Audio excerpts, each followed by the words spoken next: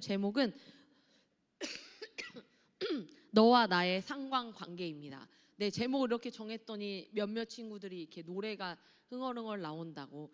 네, 너와 나의 연결고리 하려다가 너무 인기가 없을 것 같아서 상관관계로 해봤습니다. 우리는 상관관계가 있는 사람들입니다. 오늘 예수님께서 우리 안에 어떠한 관계가 있는지 설명하시는 말씀으로 오늘 이제 수련의 후속의 말씀을 이어가고요. 다음 주부터는 다시 본문으로 서문덕준 전사님께서 이어가실 겁니다. 네, 오늘 우리 함께 같이 나눈 이 말씀에 보면요. 네, 오늘 우리 아침에 주일 아침에 목사님께서 설교하신 내용을 따끈따끈한 그 내용을 인트로로 좀 가져와 보고 싶어서 급히 가져왔습니다. 목사님께서 아침에 그런 얘기를 하셨어요. 리더와 팔로워에 대한 이야기를 했습니다. 옛날에는 리더십에 대해서 얘기를 많이 했었다고 해요. 생각해보면 제가 어렸을 때만 해도 교회에서 그렇게 하나님의 리더가 되라, 주의 꿈을 안고 일어나라, 너희는 새벽 이슬 같은 청년이다 말하면서 자꾸 꿈을 가지라고 하고 막 리더가 되라고 하는 거예요. 그래서 그때 당시에 많은 리더가 나왔어요. 여러분들 혹시 교회에서 이런 말 들어보신 적 있어요? 우리가 청년 때 그때 같이 청년이었던 친구들 중에 목사가 몇 명이야. 왜 그런 줄 아세요? 그때 자꾸 리더가 되라고 해서 그래요.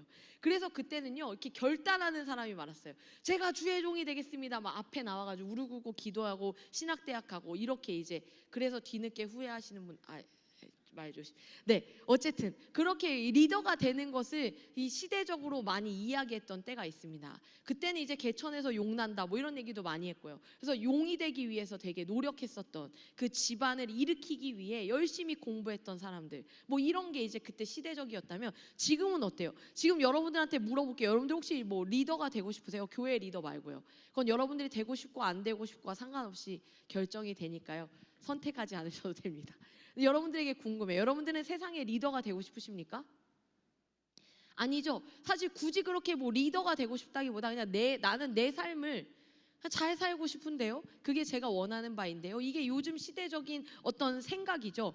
그래서 요즘에는요 사실 리더십보다 더 중요하다고 얘기하는 게 팔로워십입니다. 사실은 그 부분에 대해서 더 많은 언급이 필요한 시대이기도 하죠. 목사님께서 이러한 얘기를 하셨어요. 우리 하나님께서 우리의 목자가 되신다. 시편의 말씀에 보면, 시편 23편 말씀에 보면 주는 나의 목자가 되셔서 내가 부족함이 없다라는 이 고백이 너무나도 은혜가 되는 고백인데, 오늘날 우리는 왜 그 목자 되신 주님을 따르지만 부족함이 많을까에 대한 이야기를 꺼내셨어요. 여러분들에게도 한번 질문하고 싶습니다. 여러분들은 주님을 믿으시죠? 그리고 주님이 목자이시라는 것도 머리로 아시죠? 그죠? 그런데 여러분들의 삶에 부족함이 없습니까? 너무너무 부족함이 많죠? 나만 그래요? 갑자기 왜 이렇게 믿음 있는 것처럼 이렇게 너만 그렇다고. 그 왜 우리가 주님이 목자 되시는데 우리의 삶에 여전히 부족함이 있을까요?에 대해서 목사님이 이렇게 언급하셨습니다. 왜냐하면 이 신앙의 생활에도요 관계적인 거다, 상호적인 거다라고 얘기하시는 거예요. 그러니까 목자 되신 리더가 있다면 양이 되는 팔로워가 필요하다는 거예요.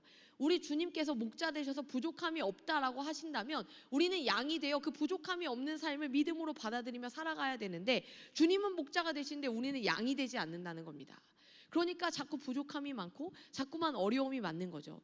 저는 오늘 여러분들에게 수련회를 이제 갈무리하면서 또 수련회를 가지 못했던 친구들도 있지만 상관없이 여러분 모두에게 전하고 싶은 말씀은요, 우리가 이 주님과의 관계 안에서 여러분들은 어떠한 사람인가, 혹여 여러분들이 주님과 전혀 상관없이 내가 주님을 믿지만 나는 주님과 어떤 주님을 따르는 양, 팔로워가 되고 싶은 생각은 추호도 없습니다. 내지는 주님과 저와의 관계에서도 우위는 저에게 있습니다.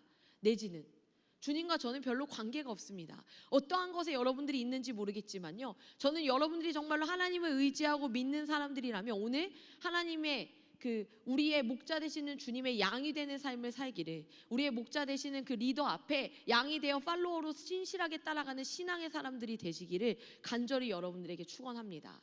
오늘 말씀에 보면 예수님께서 십자가를 지시기 전에 그 일을 제자들에게 친히 알려주시는 내용이에요. 여러분들도 잘 알고 있는 대로 세족식에 대한 이야기죠. 세족식. 왜 주님이 십자가를 지시기 전에 굳이 제자들의 발을 씻기셨을까요? 주님이 제자들과 함께 하실 수 있는 시간들은 많았지만 주님이 구태여 왜 이렇게 돌아가시기 얼마 남겨지지 않은 이 시간에 황급히 발을 씻기셨을까? 주님께서 뭔가 리스트를 적어놓고 투두리스트처럼 내가 가기 전에 얘네들하고 하고 싶은 거 버킷리스트를 하죠. 버킷리스트를 이렇게 지워가면서 그 중에 하나가 세족식이었기 때문에 하셨을까요? 주님이 이때 하신 이유가 도대체 무엇이었을까? 오늘 우리가 함께 같이 읽은 말씀 1절에 보면요, 유월절 전에 예수께서 자기가 세상을 떠나 아버지께로 돌아가실 때가 이른 줄 아시고 세상에 있는 자기 사람들을 사랑하시되 끝까지 사랑하셨다라고 고백합니다. 주님은요, 적당히 사랑하지 않고 끝까지 사랑하시는데요, 세상에 있는 자기 사람들을 끝까지 사랑하시는 분이 주님이십니다. 그렇게 지극히 사랑하는 마음을요, 주님이 이제 가르쳐 주고자 하셨어요. 이러한 와중에 끝까지 사랑하기를 포기하지 않으시는 주님이 있는 와중에 2절 말씀에 보면 가룟 유다가 나옵니다. 그는 이 와중에 예수님을 팔 생각을 하죠. 이 와중에도 예수님을 팔 생각을 합니다. 때로는요, 저도 그런 것 같아요. 이렇게까지 말했는데 어떻게 저런 소리를 할까, 이런 생각이 죄송하지만 여러분 들 때가 있어요. 야, 어떻게 그렇게 예배를 한 번도 안 빠지고 말씀을 진짜 들었는데 어떻게 지금 이런 말을 하지? 한 대 진짜 그런 생각, 손바닥 사랑의 매 같은 거 있잖아요. 그런 거 나쁜 거 아니고요. 그런 생각이 들 때 있어요. 근데 우리 예수님은요, 심지어 그 마음을 아세요. 가룟 유다의 마음을 아세요. 가룟 유다가 예수님을 이미 팔아버리는 그 이야기들에 대해서 이미 아시는 거예요. 그런데도 가룟 유다를 포함해서 끝까지 사랑하시기를 선택하신 게 바로 예수님입니다. 그리고 그 마음을 알려주고자 하셨습니다. 제자들을 극진히 사랑하시는 주님이요, 이제 그분이 죽으신 이후에 제자들이 서로 편을 나누고 다투고 또 뿔뿔이 흩어지는 것을 원하지 않으셨어요. 예수님이 3년 동안 그 기간 동안에 사역을 하셨거든요. 그때 동안 제자들을 데리고 다니면서 열심히 가르치셨잖아요. 그죠? 여러분, 저 좀 보세요. 여기 오셔서 딴짓하지 마시고요. 여러분, 예수님이 함께 그들과 3년 동안 함께 하시면서 친히 가르쳐 주셨어요. 보여주셨어요. 살리시고 먹이시고 가르치시고 귀신을 내쫓으시고 이러한 일들을 하셨단 말입니다. 그런데 예수님이 또한 아셨어요. 내가 이들을 떠나면 이들이 분명 뿔뿔이 흩어질 것이라는 것 또한도 아시지 않았을까요? 그러니까 그들이요, 흩어질지라도 다시 돌아와서 주님과 함께 했던 그 시간들이 헛된 시간이 되지 않고 그들의 삶에서 나타나기를 바라는 그 주님의 간절한 마음이 아마도 지금 이렇게 발을 닦이시는 것으로 표현된 것은 아닐까. 심지어 사실은요, 이 만찬, 이게 최후의 만찬에 있었던 세족식인 건 아시죠? 최후의 만찬 사진 그림으로도 많이 보셨잖아요. 근데 이 만찬을 나누기 전에 어떤 일이 있었는지 아십니까? 누가복음 22장 24절 말씀에 보면 제자들이 서로 누가 큰 자인지 다투는 부분이 이 만찬 전에 있어요. 그러니까 예수님이 3년 동안 가르쳤고 보여줬음에도 불구하고 서로 누가 더 큰 자이냐라는 것을 예수님이 이제 곧 십자가에 매달리시기가 얼마 남지 않았는데도 서로 다투는 이 제자들의 모습. 그래서 주님이요, 이러한 제자들을 남겨놓고 어떻게 하면 이들에게 어떠한 것을 정말 마지막으로 가르쳐 줄 수 있을까 하는 심정이 아니셨을까. 그래서 주님은 식사 도중에 일어나셔서 제자들의 발을 씻기기 시작하셨습니다. 이때 당시에 유대인들은요, 이제 외출하고 돌아오면 손과 발을 씻는 그러한 일이 있었습니다. 성경에도 많은 부분에 언급되죠. 그때 이제 발을 씻기는 것은 보통 그 집에 있는 하인들이 하는 일이었죠. 그런데 이 유월절 만찬을 위해서 모인 제자들은요, 지금 이제 집으로 들어왔지만 발을 씻은 것이 어디에도 나오지 않고, 만약에 그들이 발을 씻겨짐을 당했다면, 그렇다면 예수님이 발을 씻어 주셨을 때 주님, 우리 발 씻었는데요 라고 말하지 않았을까요? 그런 표현은 어디에도 없는 거 보니까 발을 안 씻었다는 거죠. 왜냐? 누구도 서로 씻겨주지 않은 거죠. 그죠? 누구도 섬기지 않은 상태에, 발이 더러운 상태의 그들입니다. 그리고 조금 전까지도 서로 누가 크냐 이렇게 다퉜던 제자들. 그럴 때 예수님이요, 그렇게 그들 앞에서 무릎을 꿇고 발을 내달라고 하시는 거예요. 내가 발을 닦아주겠다. 그때 이제 서로 이게 뭔 상황이야? 왜 예수님 왜 저래? 막 이러면서 이제 동공이 흔들릴 때쯤, 그때 이제 누구죠? 우리의 베드로가 침묵을 깨고 한마디 합니다. 이럴 땐 항상 베드로와 같은 이러한 사람이 있어야 되죠. 다혈질, 아마도 ENFP. 그가 말했습니다. 어떻게 주님께서 우리의 발을 씻기십니까? 그럴 수 없습니다 라고 얘기하는 거예요. 주님, 어떻게 이런 일을 하십니까? 라고 하면서 저는 이 발을 내어줄 수가 없다는 거예요. 그런데 주님이 말씀하시기는, 지금 너가 이 상황을 이해할 수 없겠지만 나중에는 알 거다라고 말씀하시면서 이렇게 이야기합니다. 8절 말씀인데요, 내가 너희를 씻어주지 않으면 너희와 내가 아무런 상관이 없다. 여기에서 오늘 말씀 제목이 나왔어요. 그 상관관계. 주님이 우리를 씻어주시는 자리에 우리가 내 발을 내어놓지 않으면 주님과 우리는 아무 상관이 없다라는 거예요. 주님이 우리들의 그 죄를 씻겨주시는 자리에 우리의 삶을 내어놓지 않는다면, 주님, 저는 이렇게 생긴 대로 살 겁니다. 저는 그냥 이렇게 늘 죄악투성이의 더러운 발로 살아가겠으니 내버려 두십시오. 잔소리하지 마시고 그냥 저는 적당히 예배드리는 삶 정도로 살다 가도록, 이 정도에 만족하도록 주님 내버려 두십시오. 내 삶에 어떠한 변화를 요구하시는 그 변혁을 원하지 않습니다 라고 말한다면 주님은 우리와 내가 상관없다라고 말씀하시는 겁니다. 근데 오늘 베드로에게 말씀하시는 거예요. 내가 너희를 씻겨주지 않는다면 너희와 나는 아무런 상관이 없다. 이것은요, 우리의 죄를 정결하게 씻겨주실 수 있는 분이 오직 예수 그리스도라는 것을 우리는 이 말씀을 통해 기억해야 합니다. 주님만이 우리를 씻어주실 수 있다는 거예요. 그러니까 다시 말하면요, 우리가 수련회 때도 얘기했지만 많은 우리의 어떠한 연약함들을 우리가 보았습니다. 사실은 그러한 설교를 제가 내내 해서 여러분들 가운데 마음이 불편하고 힘들었던 분들도 아마 계실 거예요. 그런데 저는 여러분들의 그 불편하고 힘듦이 너무나도 감사합니다. 불편하고 힘들었다면 제대로 들으신 거죠. 만약 불편하지도 힘들지도 않았다면 전혀 말씀이 여러분들의 삶에 들어가지 않은 걸지도 모르겠습니다. 근데 여러분들의 삶에 이 설교들이 그동안 불편했다면요, 그 불편하게 만드시는 예수님의 지점, 제자들도 그러지 않았겠어요? 방금 전까지만 해도 내가 크니 네가 크니 싸웠는데 예수님이 갑자기 무릎 꿇고 알아서 발을 닦아주는 거예요. 차라리 욕을 하지, 이러지 않겠습니까? 주님, 이러실 거면 차라리 욕을 하시는 게 편하지 않습니까? 이랬을 거 아니에요? 예수님이 무릎까지 꿇어 그들의 발을 씻기셨어요. 누가 더 크냐 하는데 우리 중에 가장 크다고 따랐던 이 주님이 우리의 그 더러운 발을, 하인이 하는 그 더러운 발을 닦여주는 일을 주님이 하신 겁니다. 그러니까 불편하죠. 한 사람 한 사람 그 발을 내어드리면서 얼마나 불편했을까요? 근데 그 불편함을 감당하라는 거예요. 그 불편함을 감당하며 오늘 네가 씻김 받아야 하는 존재임을 기억하라는 거예요. 우리에게 그 직면된 그 죄악, 우리의 그 연약함에 직면하고 그것으로 말미암아 예수님이 아니면 해결할 수 있는 분이 없다라는 사실을 깨닫고 받아들이라.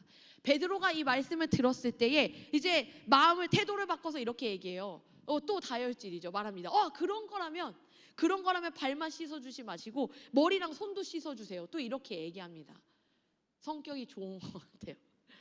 베드로를 저는 그래서 사랑하죠. 저도 그러지 않았을까. 그런데 주님이 말씀하세요. 이미 목욕한 자는 발밖에 씻을 필요가 없다.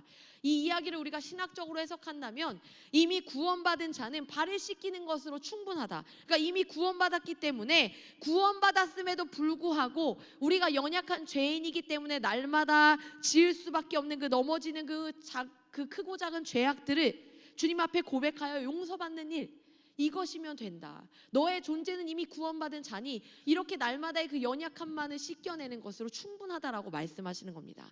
우리도 마찬가지예요. 여러분들이 날마다 이기적이고 여러분들이 날마다 주님의 말씀을 듣지만 전혀 변화됨 없이 여러분들이 살아가신다 해도요, 여러분들이 구원받지 않은, 여러분들이 예수님 앞에 배제된 사람이 아니라는 겁니다. 그러나 우리에게 필요한 것은 뭐예요? 날마다 주님 앞에 나아가 발을 씻김 받는 그 일입니다. 우리의 그 날마다의 그 이기심, 날마다의 그 연약함을 주님 앞에 고백할 수 있는 것, 고백할 수 있는 주님이 계시고 씻겨줄 수 있는 주님이 계시다는 이 상관관계 안에 살아가는 것. 때로는요, 저 발 어차피 더러운데 내버려 두세요. 더러운 김에 그냥 더 더럽게. 그게 편하지 않아요? 왜 굳이 맨날 닦아주시냐고요? 맨날 더러울 건데. 뭐 마치 이런 거죠. 왜 굳이 산에 올라가냐, 내려올 건데. 뭐 이런 거 같지 않습니까? 그렇게 말할 수도 있어요. 근데 그 더러워지고 씻김 받는 이 관계는 굉장히 중요하다는 거예요. 여러분들이 여러분들의 삶을 주님 앞에 내어놓고 계속해서 씻김 받는 그 삶을 통해서 나를 씻겨주시는 분이 계시고 나는 오늘도 씻김 받아야 하는 사람이라는 것을 기억할 때 우리 안에 은혜가 있습니다. 그렇게 제자들이 한 명 한 명 씻겨짐을 받았어요. 그러면서 주님은 나아가서 한 가지 더 가르쳐 주십니다. 섬기는 것에 대해서.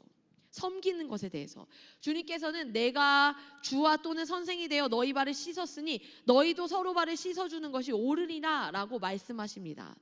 가장 낮은 자처럼 서로를 섬기는 것들이 필요하다. 내가 너희들이 볼 때 내가 너희들에게 주와 선생이냐? 그러면 너희도 나를 닮아서 서로 발을 씻어주는 것이 옳다라고 말씀하시는 거예요. 여러분들에게도 물어보겠습니다. 주님이 여러분들의 주님이십니까? 정말로 주님이 여러분들의 주님이세요? 그러면 서로 섬기라는 거예요. 서로 섬기라는 겁니다. 아까 맨 처음에 서두에 언급했던 대로 주님이 나를 이끌어 주시는 목자 되신다면 나는 팔로워로서 주님을 따라가는 양이 되어야지 그때 주께서 하시는 일들을 우리가 믿음으로 경험할 수 있는 것이지, 주님은 아무리 우리의 주님이 되시지만 내가 양이 되지 않는다면요, 우리는 아무것도 아니라는 거예요. 우리 희민 리더가 그 이번 수련회 때도 보여드렸던 그 영상 있지 않습니까? 목자의 음성에 반응하는 양. 이 영상이 이 희민 형제에게 굉장히 임팩트가 있었던 것 같아요. 그래서 이번에 말고 저번에도 보여줬잖아요.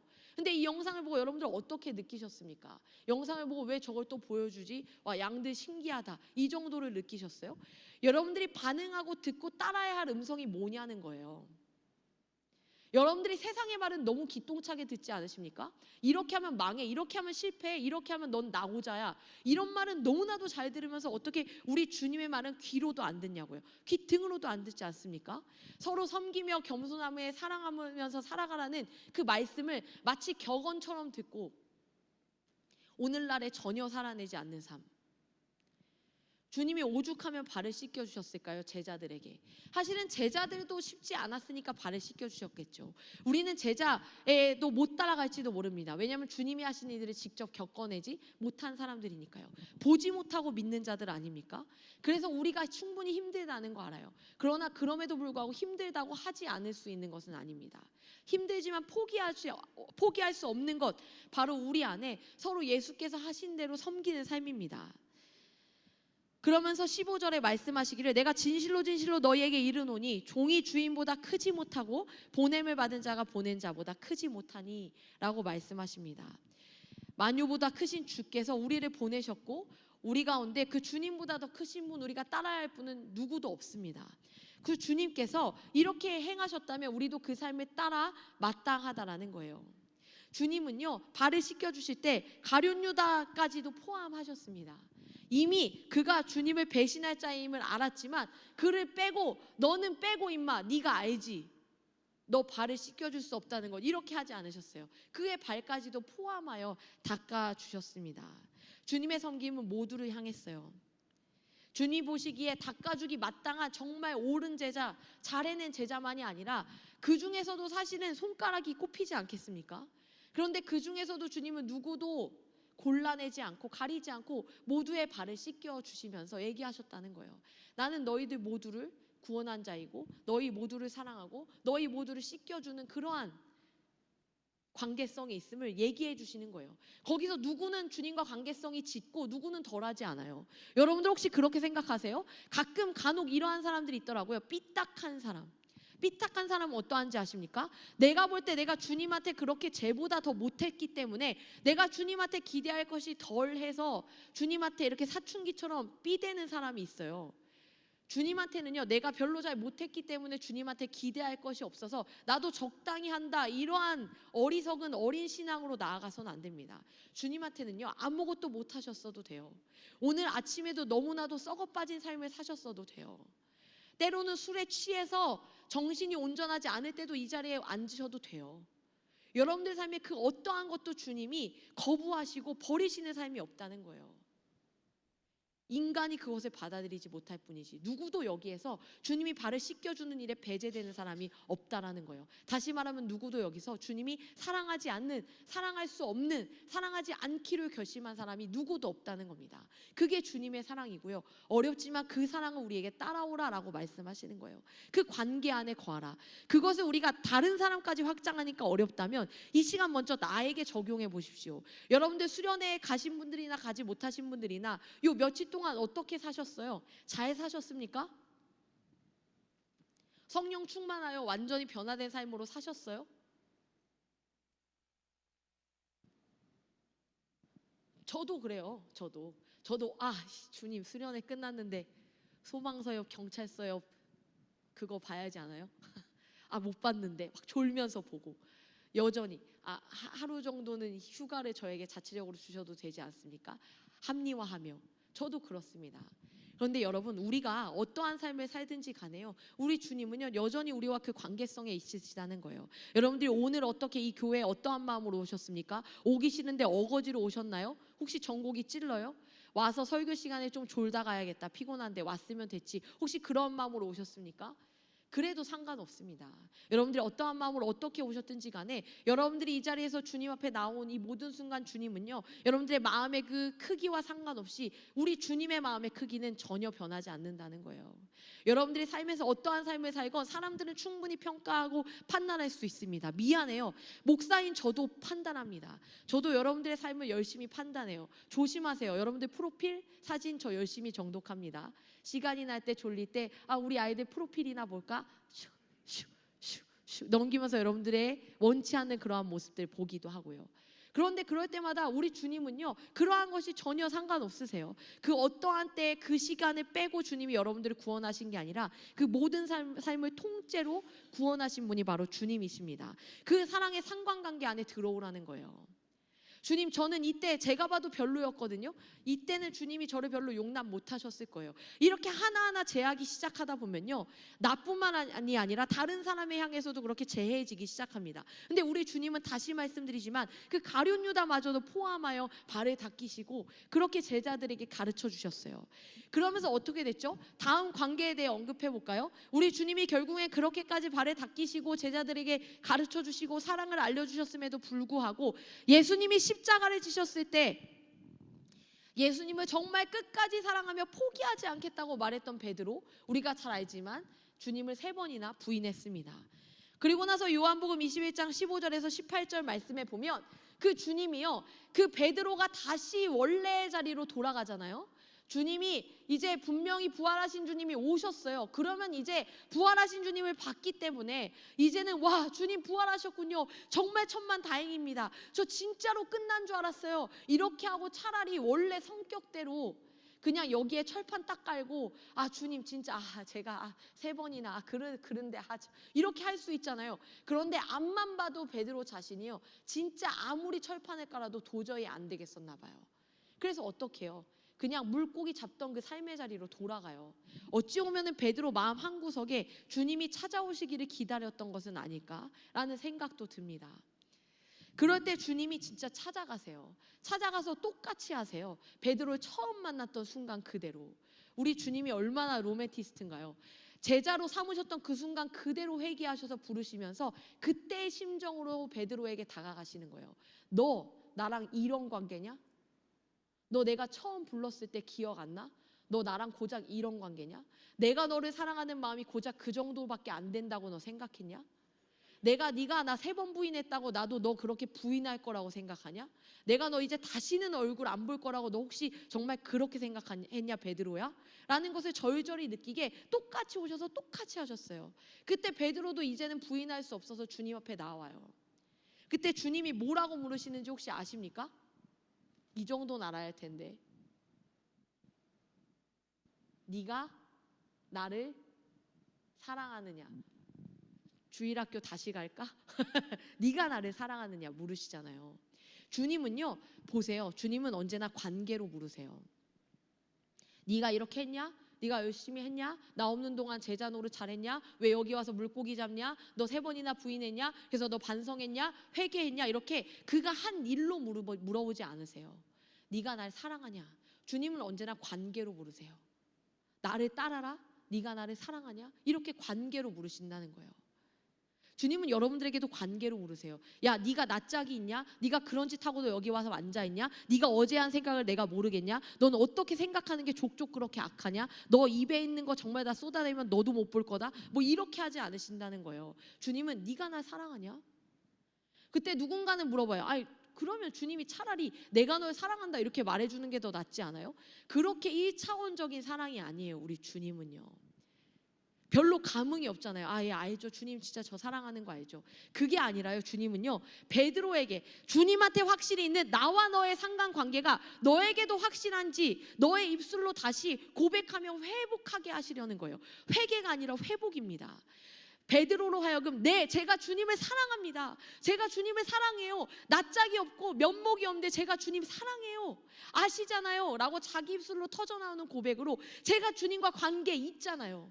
주님이 나 놓지 않는 그 관계에 있다는 거 저 알잖아요. 저 알아요. 저도 주님이 안 놓은 거 알아요. 그냥 제가 너무 멋쩍었어요. 제가 너무 주님 앞에 면이 없었어요. 근데 주님 마음 모르지 않아요. 라고 자기 스스로 막 고백하면서 터져 나오게 하시는 거예요. 그래, 이제 됐어. 나만 너 목자 아니고 너도 내 양인 거 맞지? 네 입술로 고백했지. 그 관계를 베드로로 하여금 자기가 주님 앞에 고백하며 주님이 선포하시는 그 관계, 너도 상관관계 있니? 나만 관계 있어? 나만 너랑 관계 있어? 너는 나랑 관계 없어? 그거 물어보신다는 거예요. 오늘 여러분들에게도 질문하세요. 너는 나랑 관계 없니? 나만 너랑 관계 있어?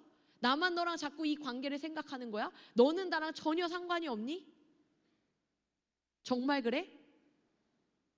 그냥 네가 지은 죄악 말고, 너의 그 악함 말고, 너의 그 이기심 말고 다 지워버리고 다 일단 둬. 내가 잊어버리겠다는데, 내가 문제 삼지 않는다는데 왜 자꾸 네가 문제 삼냐고. 그거 다 두고 다 떼버리고 그냥 너랑 나 어떠한 관계냐고. 그거 물어보시는 거예요. 그때 베드로가 부인했던 거, 맨날 잘난 척했는데 믿음 보잘것 없었던 거, 이거 다 때려놓고 나니까, 다 내려놓고 나니까, 맞아요 주님, 저 주님 사랑해요. 그거 하나만 남았을 때, 그래, 그거 묻는 거야 임마. 다른 거 말고 그거 묻는다고. 그거면 된다고. 오늘 우리 주님은 여러분에게도 그걸 물으시는 거예요. 그거면 된다고. 너랑 나 그런 사이인 거 너가 알면 된다고. 그러면서 우리 나아가서 한번 볼까요? 사마리아 여인 이야기로 넘어갑니다. 요한복음 4장 9절에서 30절에 보면 사마리아 여인의 이야기가 나오죠. 이 여인은 어떠한 여인입니까? 우리가 생각할 때는요, 남자 관계가 복잡한 창녀와 같은 여인이라고 생각할 수 있지만요, 그때 시대를 보면 그렇지 않아요. 그때 당시의 여성에게는요, 어떠한 권리가 없었습니다. 그때 당시의 여성은요, 너무나도 철저히 남성에게 귀속되어 있었던 존재예요. 이혼을 여성이 할 수 없습니다. 그러니까 이 여인에게 남편이 많았다는 것은 계속해서 남편 쪽에서, 남자 쪽에서 이혼을 한 버림받은 여성이라는 거예요. 첫 번째 남편에게 버림받고 두 번째 남편에게 버림받고, 그 버림받는 것에 있어서 왜 나를 버리냐고 할 수 없어요. 버리면 버려지는 거예요. 그때 당시에 여성의 인권이 그랬습니다. 버려지고 버려지고 버려지고 버려지고. 지금의 남편 또한 어때요? 지금의 남편도 남편이 아니다라고 말씀하시잖아요. 왜냐하면 그 남자가 나의 남편이 되어주겠다고 결정하지 않아요. 책임감 없이. 그래서 그 책임감 없는 어떤 한 남성과 함께 지내고 있는, 계속해서 버려진 존재인 이 여성, 어찌 보면 상처투성이. 그런데 사람들의 입에는 너무 오르내리기가 좋죠. 상처투성이에 대해서, 그 사람의 상처에 대해서 우리는 관심 없잖아요. 상처에 대해서 알아줄 겨를이 없잖아요. 그냥 왜 쟤는 저러고 사냐, 내로남불. 나의 인생이라면 다르겠지만 너의 인생이 그렇다면 그건 지저분하지, 더럽지, 알 바 아니지 하면서, 그 여성은 우리가 추측하기에 이 마을에서 따돌림을 당할 만한, 사람들에게 외면당했던 그러한 여성입니다. 그런데 심지어 사마리아 여인, 유대인들은 사마리아인을 개만도 취급하지 않았습니다. 그런데 이 예수님이요, 그 사마리아인, 그것도 여인, 그리고 심지어 이렇게 사람들에게 손가락질 받는 이 사람을 향하여 반드시 사마리아를 통과하여야 하겠다라고 결정하여 그곳으로 가셔서 그 여인을 기다려요. 그리고 그 여인과 대화하십니다. 처음에 그 여인은 이분이 누구인지 몰라요. 그냥 당신, 유대인 남성, 당신은 왜 나에게 물을 달라 하죠? 유대인은 사마리아인과 대화하지 않는데요, 도대체 어떠한 의도로 나한테 이러냐? 특히나 그때 당시에 이 남성들이 여성에게 얘기를 하지도 않습니다. 왜냐하면 그런 것 자체가 금기되어 있어요. 그러니까 절대로 일어날 수 없는 일이 지금 벌어지고 있을 때에 이 여인은 도대체 왜 나에게 말을 거는 이 유대인 남성이 나한테 왜 다가오는지 이해할 수 없어요. 근데 대화하면서 그녀가 깨닫는 게 무엇이죠? 이분이 그냥 유대인 남성이 아니라 우리를 향하여 찾아오신 메시아 구주임을 깨닫습니다. 그리고 이 여인이 어떻게 합니까? 그 다음에 이 여인이 했던 내용은 이것입니다. 28절 말씀이에요. 여자가 물동이를 버려두고 동네로 들어가서 사람들에게 이르되 내가 행한 모든 일을 내게 말한 사람을 와서 보라. 이는 그리스도가 아니냐 하니 그들이 동네에서 나와 예수께로 오더라. 그러니까 어때요? 이 여자가 이제 물동이를 버려두고 동네로 들어가서 사람들에게 가요. 내게 있는 이 모든 일을 보라. 그리스도께서 오셨다. 그러면서 사람들이 다 그녀의 말을 듣고 예수님 앞으로 나옵니다.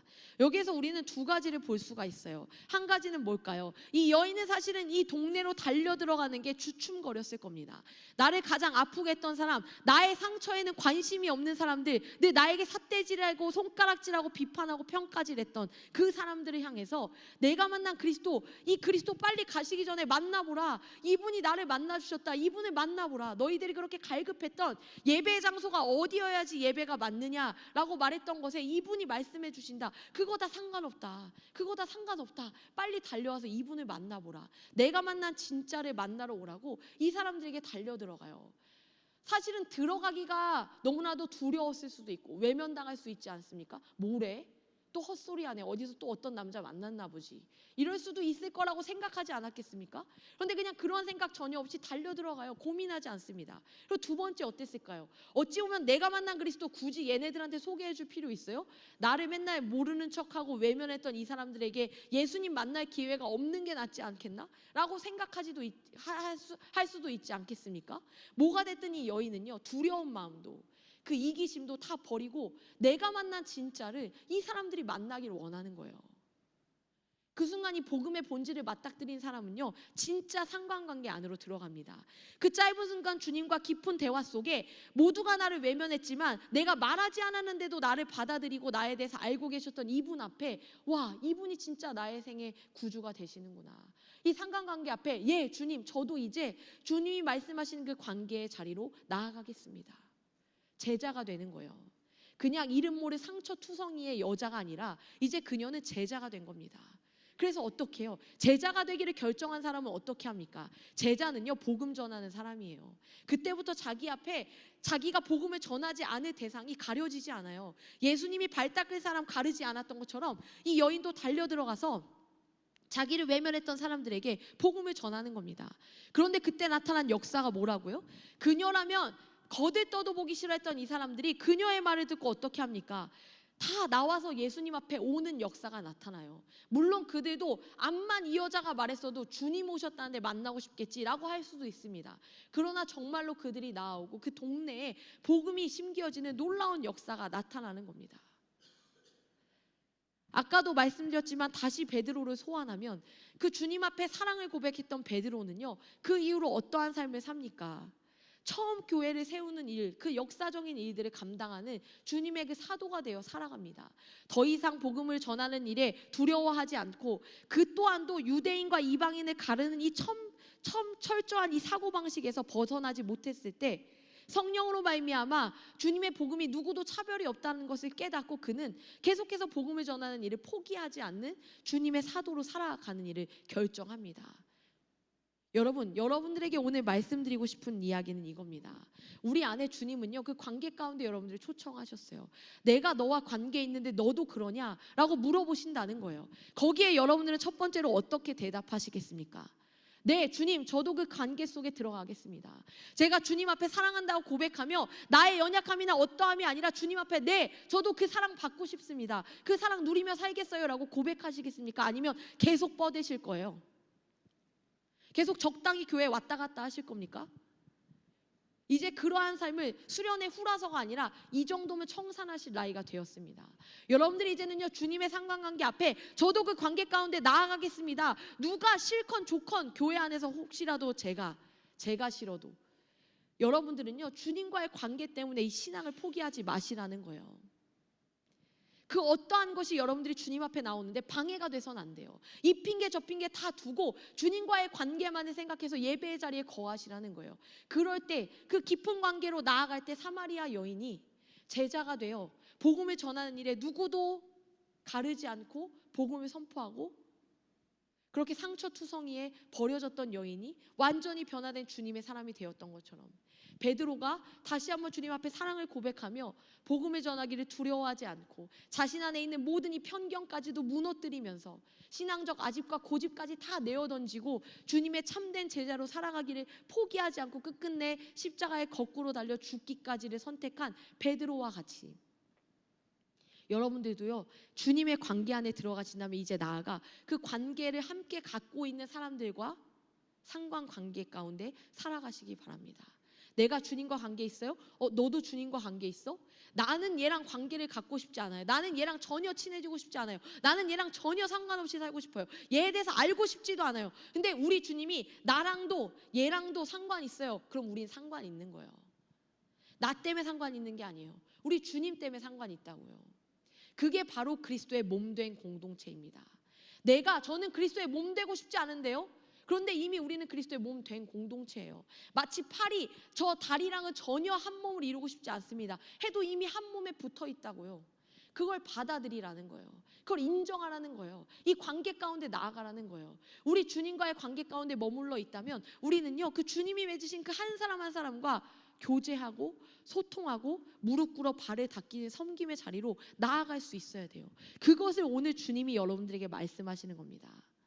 저는 오늘날에 살아가는 여러분들이 그 삶을 살아가셨으면 좋겠어요.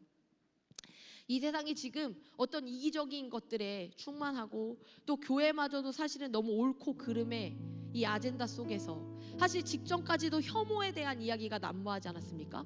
혐오가 왜 나와요? 옳고 그름 때문에 나와요. 내가 암만 생각해봐도 그름 문제야. 내가 암만 생각해봐도 인정할 수 없고 받아들일 수 없는 더러운, 그래서 혐오가 나오지 않습니까? 선악을 알게 하는 나무의 열매를 제대로 따먹고도 남은 자가 할 수 있는 그 혐오, 가장 큰 죄악이죠.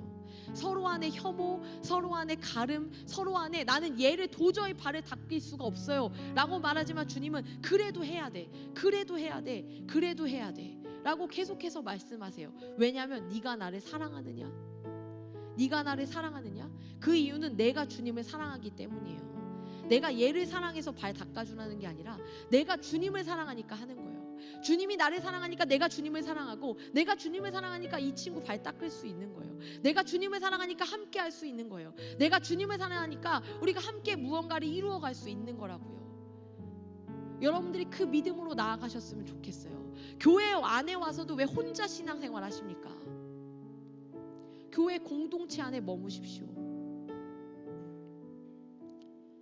서로 사랑하며 서로 섬기며 서로 바라보며, 이해하지 않아도 돼요. 이해 못하면. 이해하기 어렵죠. 이해하라는 게 아니에요. 사랑은 이해의 영역이 아니에요. 사랑은 이해로 하다 보니까 연애하는데 실패하는 겁니다. 이해가 안 되거든요. 같이 살아보세요. 이해가 진짜 안 됩니다. 그때 자꾸 이해의 잣대를 들이대면 같이 살 수 없어요. 같이 사는 게 뭔지 아세요? 한 가정을 이룬다는 게 뭔지 아세요? 이해하는 것이 필요 없는 관계예요. 이해가 아니라요, 몸이 먼저 나가요. 그 필요를 채워주는 거예요. 왜 이걸 여기 놓는 거야가 아니라 여길 놓으면 여기다 옮겨주는 거. 따지는 게 아니라, 이해를 하게 해달라는 게 아니라 내 몸이 먼저 움직이는 거. 그게 가족이에요. 여러분들은 그렇게 키워지셨습니다. 여러분들의 부모님이 몸이 먼저 움직여서 키워진 존재가 여러분들이에요. 그 부모님의 사랑이 여러분들에게 얼마나 마땅한지 모르겠지만 마음에 들던 안 들던 부모님은 여러분들을 최선을 다해서 몸을 움직여 사랑하셨어요. 그 사랑을 받았어요. 여러분들은 알지도 못하는 많은 신앙의 선배들이 여러분들을 기도하여 오늘날 여기 계시다고요. 그럼 여러분들은 이제 누구의 발을 닦아 주어야겠습니까? 멀리 있는 불쌍한 사람? 다른 나라에 있는 누군가? 아니요. 스크루테이프의 편지에 보면 이 사단이 하는 일 중에 가장 악한 일이 뭔지 아십니까? 섬김의 대상을 내 앞에 있는 자가 아니라 저 멀리 있는 대상에 두게 하는 거예요. 그래서 내 앞에 있는 자를 사랑하고 섬기는 일이 모호하게 만드는 게 이 스크루테이프에 나오는 이 악마가 하는 일입니다. 내 앞에 있는 사람은 섬기지 못하는데 멀리 있는 아프리카 사람을 위해서 후원할 수 있어요. 그게 우리의 잘못된 거짓된 이기심이라는 거예요. 아프리카 사람 섬기지 말라는 게 아닙니다. 아프리카 사람도 섬기는데 왜 내 앞에 있는 사람을 못 섬기냐는 거예요. 알지도 못하는 사람들을 위해서 돈을 보내는데 내 앞에 있는 사람한테 왜 안녕 인사 한마디를 못합니까? 주님이 우리에게 원하시는 것은 그거예요. 내가 너와 상관 있냐? 내가 너 사랑하는 거 아니야? 그리고 너 나 사랑하냐? 그럼 얘도 좀 부탁해. 그럼 얘도 좀 부탁한다. 오늘 저는 여러분들에게 그 말씀을 드리고 싶어요. 여러분들 옆에 있는 개 좀 부탁드릴게요. 여러분들 뒤에 있는 개 좀 부탁드릴게요. 저는 여러분들이 그 친구가 교회에 안 나오는 일이 없게 좀 붙들어줬으면 좋겠어요. 그 친구가 나 때문에 교회에 떠나는 일 없도록 좀 힘들지만 버텨주시면 좋겠어요. 우리 그 신앙으로 좀 나아가 볼까요? 결단하십니까? 이 시간 그 신앙 어렵지만 해보겠다고 결단한 사람 손 좀 들어보세요. 닫을 때까지 계속 물어봅니다. 서문전사님 왜 손 안 들어요? 나 사랑해 준다고. 네, 내리십시오. 여러분들 손든 거 하나님이 다 보셨습니다. 그러면 손든 대로 살아가시기 바랍니다. 해보세요. 어렵지만 어렵다고 안 할 수 없습니다. 어려워도 인생사 사는 거 다 도전하시듯이 하나님 말씀 어렵지만 살아내야 합니다. 그게 주님을 따르는 팔로워이고 양의 삶의 모습입니다. 우리 이 시간에 함께 같이 찬양했으면 좋겠어요. 우리 기대라는 찬양 아시죠? 저는 잘 못 부를 수도 있으니까 여러분들이 잘 부르십시오. 주 안에 우린 하나. 모습은 달라도 진짜 이해가 안 돼도 도저히 품기가 싫어도 예수님 한 분을 바라보는 그 관계 안에 있는 우리를 향하여 서로 기대하는 삶을 살아보자 라는 곡입니다. 우리 함께 같이 이 시간에 좀 찬양해 보려고 하는데요. 이 시간엔 좀 힘들지만 다 자리에서 일어나서 돌아다니면서 찬양하겠습니다. 그 자리 말고 몸을 움직여야 사랑할 수 있어요. 자기 자리에 앉아 있어서는 사랑할 수 없어요. 일어나세요. 다 한 사람도 빠짐없이 일어나세요. 지금 결단한 순간 일어나서 의자에서 나오세요. 그리고 이제 돌아다니는 거예요. 옆에 있는 사람 말고 돌아다니는 거예요. 안 가본 사람에게까지 찬양하면서 충분히 돌아다닐 때까지 찬양합니다. 우리 함께 같이 이 시간 찬양하면서 나아가도록 하겠습니다. 주 안에 우린 하나.